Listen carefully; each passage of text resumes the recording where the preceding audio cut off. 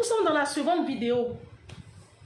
La vidéo qui est passée il y a 4 heures là. 4 heures de temps là. C'est la seconde vidéo. 4-5 heures là. C'est la seconde vidéo qui est là.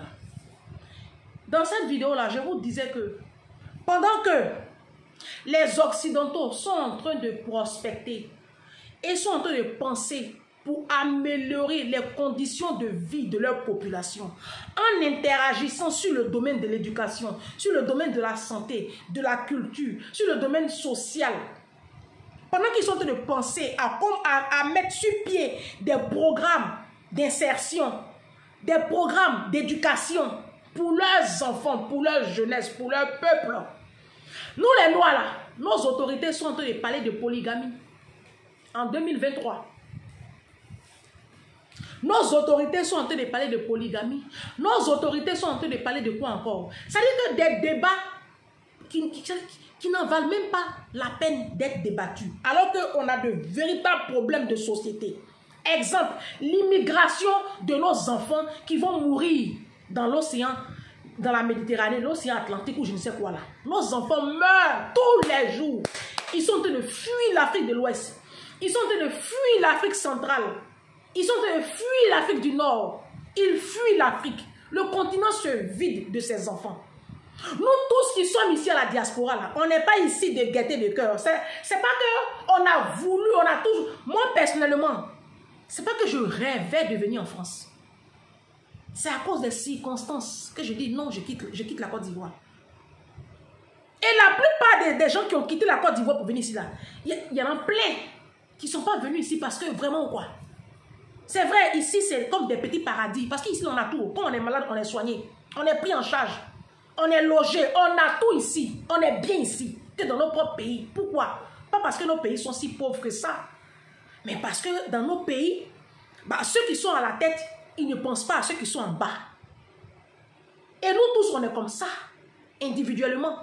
J'ai déjà dit ça dans plusieurs vidéos qui sont passées. Moi, j'étais à l'université. J'ai fini mon bac. J'ai fait la terminale 2 fois. J'ai été mal orientée la première année. Et donc, j'ai perdu encore une deuxième année encore. Et après, j'ai suivi 2 années en sciences économiques. Quand je partais en licence, il y a eu tellement de troubles sociaux. Pas de troubles sociaux même. Dans mon pays, la Côte d'Ivoire, il y a la FESI, qui est la Fédération estudiantine. C'est une fédération, c'était une mafia. Je pense que le président Alassane Ouattara les a calmés un peu. Sinon, à l'époque, c'était une mafia. Si. Et ils faisaient tout et n'importe quoi sur le campus. Tout et n'importe quoi. On peut aller prendre cours comme ça pendant 1 mois. Et puis on reste à la maison 6 mois. Puisqu'on a eu une année blanche. On a eu une année blanche à les choses. Et moi, ça m'a tapé sur le système. J'ai dit à ma maman, je vis en France. Elle a fait le nécessaire, mais voici en France. Quand tu arrives ici, là, il n'y a pas de papier. Tu n'es pas venu en tant qu'étudiant. Tu es obligé de rentrer dans le circuit. C'est comme ça. Aujourd'hui, je suis en train de reprendre mes études. À 42 ans. Il n'est jamais trop tard pour bien faire. Je vous encourage à reprendre vos études là où vous les avez laissées. C'est comme ça qu'on va changer l'image de l'Afrique. Vous comprenez? Je ne suis pas venu en France même de gâter, même de cœur. Voilà. Parce qu'Abidjan est doux, hein? La Côte d'Ivoire est trop intéressante. Hein? J'ai laissé mes bons repas là-bas, mes choukouya, mes brevets de choukouya. J'ai laissé mes sauces, mon foutou. Hein? Les bonnes nourritures comme ça, dans mon pays. J'ai fui l'université de là-bas. Parce que ça, c'était pas école. C'est pas école. Ils sont là comme ça, ils vont prendre un sifflet. Vous restez à la maison 3 mois, 4 mois, vous désapprenez. Vous revenez encore. On sait même plus, on sait pas où on va. C'est pour cela que quand tu arrives ici, là, tu dis aux Blancs que tu as bac plus 2 ou bac plus 3. Ils te ramènent au niveau bac. Ils ne considèrent même pas nos diplômes. Ils ne considèrent pas nos diplômes après le bac. Parce qu'ils connaissent les conditions dans lesquelles on prend nos cours à l'université. Ils connaissent. Qu'est-ce qu'il y a? Tous ces problèmes-là sont là. On n'a pas encore fini de régler. Vous allez nous parler de polygamie au Sénégal. Et vous encouragez les gens.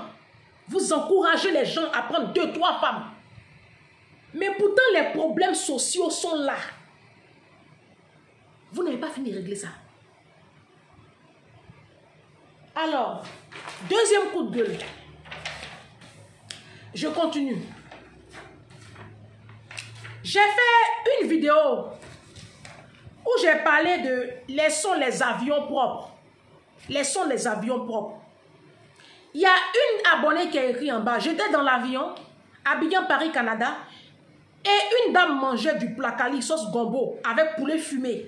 Ma soeur, l'odeur a envahi la rangée.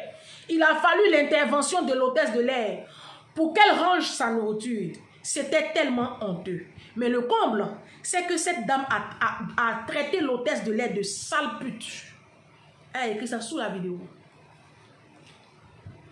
Quand j'ai fait la vidéo, dès que j'ai fait la vidéo, quelques heures après, il y a une abonnée ivoirienne. Elle est mélangée. Elle m'a appelé parce qu'elle travaille à l'aéroport, ici de Orly. Donc, elle a montré la vidéo à sa collègue qui est une blanche, qui est hôtesse de l'air. Et la blanche, mais moi je m'en bats, hein. La blanche me prend. La blanche me dit, madame, la vidéo que vous avez faite là, mais vous n'avez rien dit, hein. Il a dit, ah bon? Elle dit non. Non, si encore vous salissez l'avion, mais en fait, vous êtes des animaux. Vous êtes des animaux. Vous êtes plus que des porcs. La blanche là, elle m'a dit ça. Il y a une autre abonnée qui a écrit en bas. Elle dit, Ange, je partais, j'ai pris l'avion Brazzaville, je ne sais pas où là. À Paris, Brazzaville, ou je ne sais pas quoi là. Elle dit, elle s'est assise à côté d'un couple qui a porté, ils ont porté un boubou, les gros boubous là. Ils ont ouvert les sachets noirs. Ils ont commencé à manger poulet grillé. Et puis ils jetaient les ordures là, à même le parterre dans l'avion. Ils mangeaient poulet grillé. Mais c'est ce qu'ils font chez eux. C'est ce qu'ils font chez eux, donc ça ne les dérange pas. Elle dit, la honte. Comportement comme ça, là, vous voulez que les blancs nous respectent. Voilà même, c'est une blanche qui m'a appelé. Hein. Elle dit, madame, vous êtes des animaux. En fait, je ne sais même pas ce que dit. Quand j'écoute votre vidéo, en fait, je ne sais pas quoi dire. Vous êtes des animaux. Parce qu'il n'y a que des animaux qui font ce que vous faites là, dans nos avions. Dans les avions là, il n'y a que des animaux. Elle dit, moi, je fais la ligne. Je fais la ligne Paris. Je ne dis pas pays là-haut. Elle dit, je suis, à chaque fois qu'on m'a fait sur cette ligne-là, j'ai des palpitations. Et quand on m'a fait, par exemple, sur la ligne Paris-Hong Kong, ou bien Paris, quand je vais dans d'autres localités, New York, elle dit, ça va un peu. Je souffle, mais dès qu'on m'envoie en Afrique de l'Ouest, je suis de mauvaise humeur. Des fois même, j'ai mes règles qui viennent très très vite. Si mes règles devaient venir comme ça le 25, dès qu'on me donne mon programme, et puis je vois Afrique du Sud, quand je vois les pays là, mes règles là viennent. C'est la blanche là qui m'a dit ça. Elle dit, vous, je ne sais même pas pourquoi est-ce que on vous classe même parmi les êtres humains. Je l'écoutais comme ça, je suis choquée, j'attrape ma tête. En fait, je ne sais même pas quoi lui dire. Parce que je ne pensais pas qu'elle allait me sortir ça comme ça, quoi. Et puis elle s'en fout si elle est enregistrée ou pas. Hein. C'est pas son problème. Hein. Elle m'a craché ça au visage comme ça. Je dis, ok, merci madame. Et puis elle m'a redonné sa copine. Elle dit, hey, ma soeur, ça c'est quoi? Ça là, elle vient d'où? Elle dit, ma soeur, il faut bien parler encore avec des avions là. Tu n'as pas bien parlé. Nous sommes sauvages. Les Noirs, on est sauvages. C'est parce que vous êtes de mauvaise foi que vous ne voulez pas reconnaître votre degré de sauvagerie. Sinon, on est sauvage. On est sauvage. Ta liberté, elle s'arrête où commence celle des autres. On est libre de péter. Mais quand tu es dans un endroit où tu sais que quand tu vas péter, ça va déranger tout le monde, tu coinces tes fesses. On appelle ça le savoir-vivre. On appelle ça, tu as une éducation. Moi, je prenais le train pour aller je ne sais où. J'ai chauffé mon petit truc. Je voulais manger mon petit riz et un soumara. J'ai emballé en même temps. Quand j'ai réfléchi à l'odeur du soumara, j'ai emballé. Je suis libre de manger mon soumara. Je suis libre. Mais chez moi, pas dans les transports en commun pour indisposer les gens. Nous sommes une bande de sauvages. Alors, il y a sous la vidéo que j'ai faite où j'ai dit que nous sommes vraiment très méchants. Nous les Africains, nous sommes vraiment très méchants. C'est la vidéo qui a été publiée le 9 septembre là. Tout près là. Il y a une abonnée qui a écrit en bas. Elle dit encore, ça c'est une arabe. Elle dit encore une aliénée en déroute As-tu déjà vu une Algérienne ou une Marocaine aller contre son propre peuple sur Internet? C'est ce qu'elle m'a écrit. Vous me connaissez. Je lui ai répondu. Va-vous. Je lui ai répondu. Moi, on ne me parle pas comme ça. Je lui ai répondu. J'ai dit très cher. Je ne vais pas contre mon peuple noir. Relever sur Internet les mots qui aliènent réellement nos communautés africaines ne fait pas de moi une traite. C'est très courageux et c'est très noble de dire la vérité.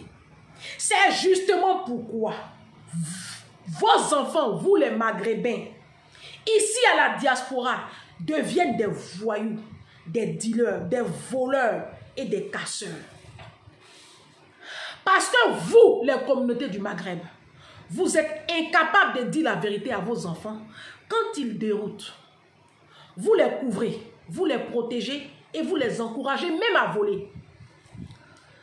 Pour vous, c'est les trahir en étant du côté de la vérité et de la justice sociale. Et aujourd'hui, vous êtes une communauté de voleurs ici en France, de vendeurs de drogue dans nos cités, dans les cités ici en France, de casseurs, de brûleurs de voitures et de bâtiments. Vous êtes des hypocrites pathétiques et pitoyables et vous êtes aujourd'hui indésirables dans les entreprises françaises. Et je sais de quoi je parle. C'est pas tout on dit sur Internet. Moi, j'ai des amis français qui ont de grosses entreprises. Quand tu envoies ton CV là, quand ils regardent les noms là, ils savent qui ils prennent pas. Parce que vous êtes fichés ici, vous la communauté maghrébine. Dans mon pays, la Côte d'Ivoire, les gros vendeurs de drogue là, c'est les Marocains et puis les Libanais. Dans mon pays, la Côte d'Ivoire, c'est ceux-là, les gros dealers. Les boutiques, vous voyez là, la boutique, vous voyez, ils vendent réfrigérateurs, c'est de la couverture. Je le sais, parce que j'ai un ami qui est dans un secteur de la police là-bas, qui me l'a dit. Et comme c'est corruption, on ferme les yeux sur tout. Donc tu vas venir me dire quoi, ma chérie? Parce que moi je suis sur Internet et puis je dénonce les problèmes de la communauté africaine. Moi je suis une traite. Moi je livre mon peuple africain, mon peuple noir la vérité. Vous pensez que les blancs ne savent pas qui on est? Vous pensez que les blancs ne savent pas qui on est? Maintenant toi, parce que tu es algérienne ou même marocaine, toi tu ne fais pas ça. Mais moi j'ai 5 algériennes qui sont dans mon portable aujourd'hui. Elles sont devenues mes copines. Elles sont 5 algériennes. Elles sont dans mon téléphone. On s'écrit souvent. Elles m'ont contacté. Elle dit, Ange, vraiment, si dans notre communauté algérienne là, marocaine là, si on pouvait avoir une Ange Prisca Denzo comme ça là, mais on n'a pas le courage de faire ce que tu fais là. Parce que si on fait ça, ils vont nous découper à la machette. Elle me l'a dit. J'ai rencontré une comme ça à Châtelet-Léal. Quand elle me parle de sa communauté, et j'ai une ici, dans ma ville où je suis là. J'ai causé elle un jour, on était dans sa voiture. Elle me dit, mais tout ce que tu dis là, mais c'est encore pire dans notre communauté. Sauvagerie là, c'est chez nous jusqu'en dehors dedans. Nos moments là, elles prennent l'argent de nos... Elles prennent notre argent des CAF là, et puis elles vont construire leur maison en Afrique. Et puis nous, on va... moi, je partais à l'école en pyjama. Je partais à l'école en pyjama. C'est une qui m'a dit ça. Elle est algérienne. Elle est ici, où j'habite là. Elle dit, je partais à l'école en pyjama. Parce que ma maman prend tout l'argent là pour aller construire une maison. Quand on dénonce les réalités qui minent la communauté, vous sautez, vous tombez. Parce que vous êtes contre la vérité. Vous êtes contre la vérité. La vérité vous dérange tellement. Mais moi, je dis encore ce qu'on peut dire. C'est vrai, toutes les vérités ne sont pas bonnes à dire. C'est pour cela qu'il y a des choses que je dis, même pas ici. Ce que je dis là, c'est ce que vous pouvez supporter. Et vous sautez, vous tombez au plafond. Et vous voulez que les Occidentaux nous considèrent, nous respectent. C'est pour cela qu'ils se foutent de nous comme ça. C'est pour cela que les Blancs... Oh, les Blancs ne nous voient même pas comme des êtres humains. Ils nous prennent comme des sous-hommes. Même Vladimir Poutine, vous êtes en train d'applaudir en Afrique là. Vous allez voir ce qu'il va vous montrer. Vous êtes pressés. Moi, j'ai discuté avec mon patron. Vous allez voir ce que Vladimir Poutine va vous montrer. Et je ferai une vidéo là-dessus. Ne vous pressez pas. Vladimir Poutine. Lui-même là. Les Blancs, quand même, lui, il nous prend pour des animaux. Vladimir Poutine là. Il a vu, je viens, changer. On n'a qu'à changer. C'est quand on va changer là. Et puis l'Afrique aura un autre visage. Mais vous ne pouvez pas me distraire avec vos commentaires. Parce que votre réponse là, je vais vous donner. On se dit à bientôt.